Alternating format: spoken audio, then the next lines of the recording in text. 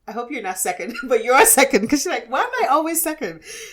So what would you say is your takeaway, something that registered for you from, any of the other guests? Well, of course, I have to give my props to Sandy with her Swiss Army knife because that was beautiful.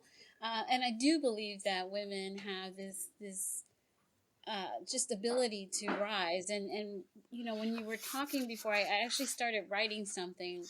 I wrote, a woman's resilience is not just in her ability to endure, but in her power to rise, rebuild, and redefine herself in the face of every storm. And a lot of what was said today really resonated. I mean, I've gone through my own stuff. And when you hear other people share, I've been through the cancer. I was a single mom who got laid off, and all the stories, it's like we're all connected. We've all gone through a lot of stuff, but we don't just survive. We transform. We become stronger, wiser, and more radiant each time. So that was the message that I got today. Thank you, Arlene, for sharing that. And that was such beautiful words of wisdom that you wrote right there. I'm going to move on to Shirley, and now, of course, I'll come back to Moya. Shirley, what would you say is your takeaway from everything else that, you've heard everyone share? Excuse me. My thoughts were very similar to what Arlene just said. Sorry, I've got allergies today, so my voice is kind of weird. But listening to everybody else, we've all gone through hell and been burned by life and different circumstances, and we've all risen like phoenixes and stronger and more capable. And I think that was the biggest takeaway for me. I just felt like everybody has grown through their adversity, just as I have, and that's what life is all about, isn't it? Exactly. That's what life is all about. And thank you for sharing that, Shirley. So I'm going to head into you, Moya. Moya, maybe you give it to us in some Jamaican patois. In some Jamaican patois, what you may have picked up as, something that stuck out for you as resonated for you from everything everyone else has shared today. I guess I can put this in patois, but I'll give you the English version first. That's fine. Every little experience you have adds up to your whole. And in Jamaica, it will be every mickle, mecca, muckle. So every little bit you get, every little experience you have adds up to your whole. And what I got from everybody is we are so much alike and so connected more than we ever believe. Every time you think that you're going through something, you better believe there's another woman going through it. And I think the message is the same across from all of us. I akin it to rubies. People always talk about diamonds, right? Mm-hmm.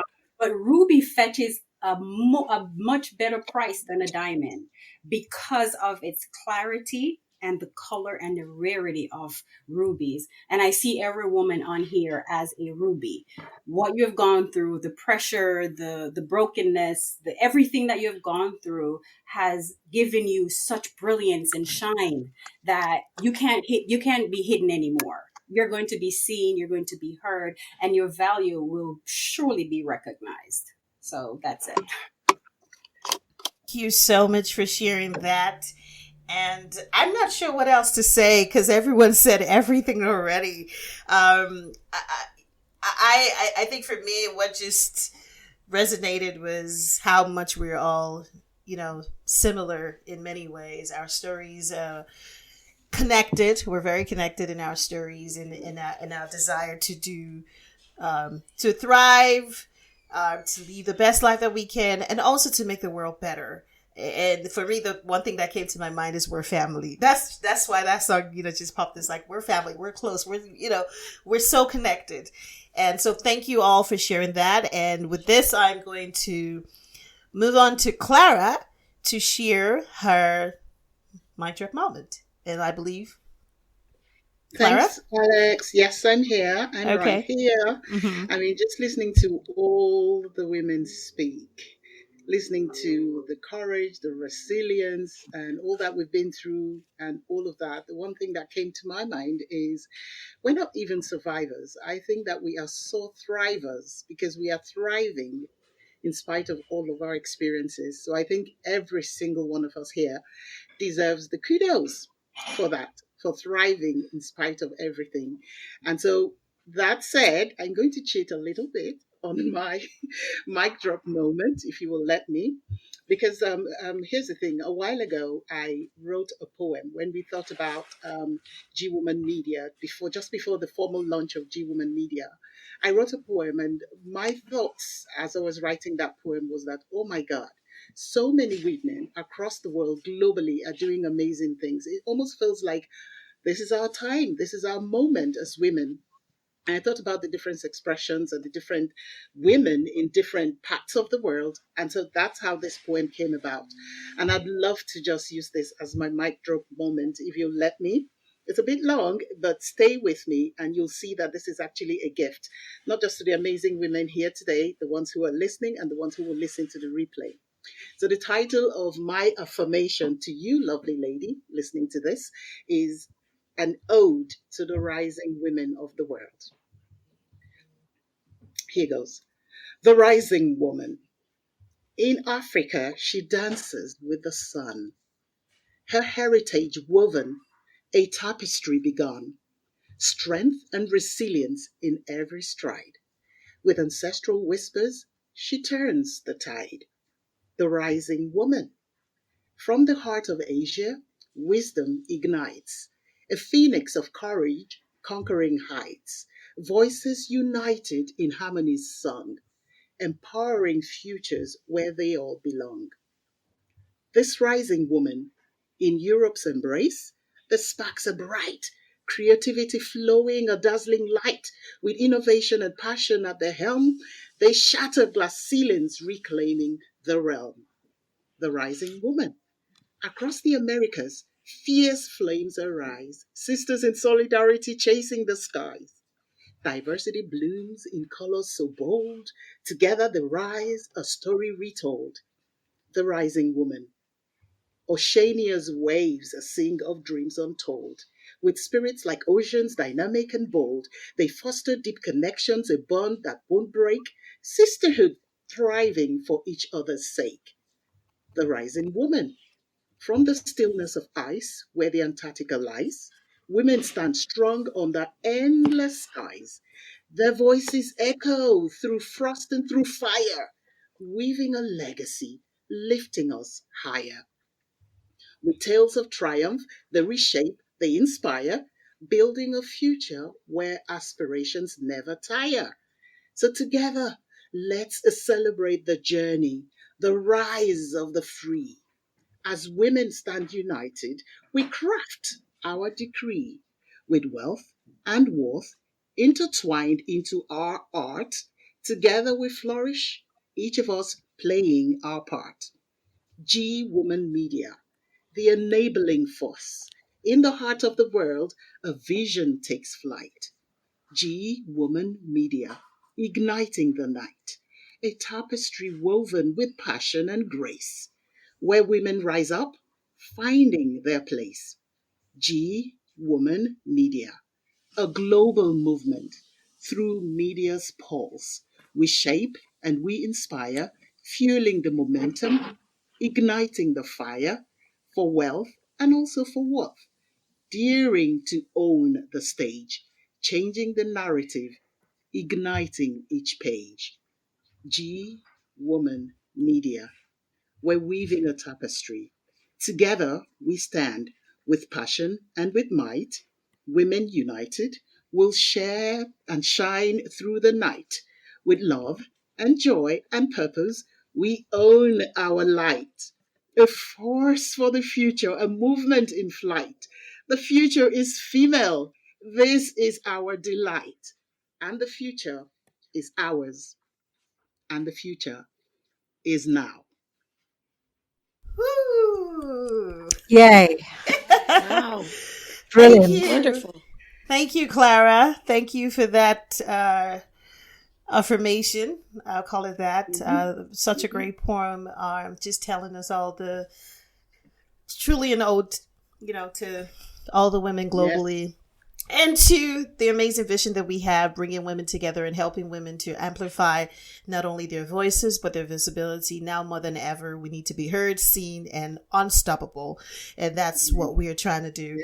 So thank you to everyone listening. I've been getting messages. People are saying that this is moving. The conversation is so moving.